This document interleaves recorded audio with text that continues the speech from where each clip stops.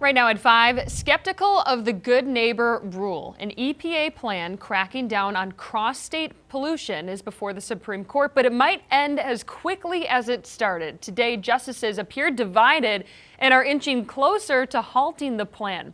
It's an ambitious effort to cut emissions from power plants and factories to reduce pollution that blows into neighboring states. Let's bring in Chief Legal Analyst Khalif Rhodes into this conversation. So Khalif, let's start with this here. Educate me. What exactly is this Good Neighbor plan? Because I think it's a little more convoluted than it seems. It is, but I mean, that is very basic core. If I got to break it down to like a third grader can understand it, the way that I needed to understand it is the first thing is I have a duty to be good to you if you're my neighbor. So that's the main thing that I need to do is be a good neighbor, right? And so every state has an obligation to create their own Clean Air Act. And if they have done a terrible job at it, that's when the EPA will step in and say, hey, not so fast. Your policy doesn't meet the standard for what we think it should be. So the EPA came in and told 23 states, this is what you should do. This is what we recommend that your plan should be.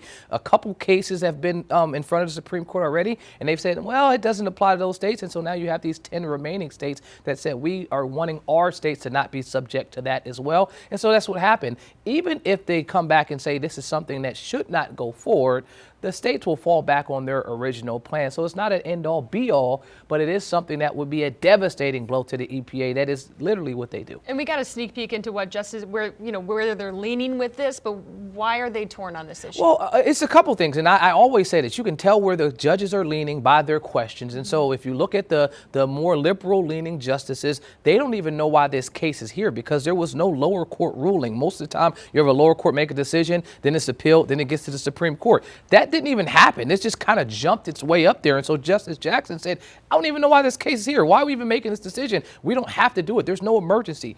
The other judges, the 6 conservative justices, all tipped their hat to saying, listen, we've told you before that you can't do this, EPA. Why are you still doing this? I don't even know why we're hearing this case. So both of them are trying to figure out why this case is being heard. But what I can tell you is it's 6-3 majority. It seems like they will rule in favor against the EPA and the states will be able to do whatever they want to do. Okay, and you mentioned that there were 23 states involved. Does that impact North Carolina at all or South Carolina? Geographically, it impacts both. I mean, you got Virginia that's subject to this rule and you have Tennessee that's subject to this rule. And so for us, those 2 states are our neighbors that we'd have their blowback from both their coal and their nuclear plants that are there. Other than that, I don't see anything that affects us locally from this direct ruling, but the essence of its ruling, it is the good neighbor, our 2 neighbors to our north and to our west would affect us. So big picture, if this plan is halted, what does that look like?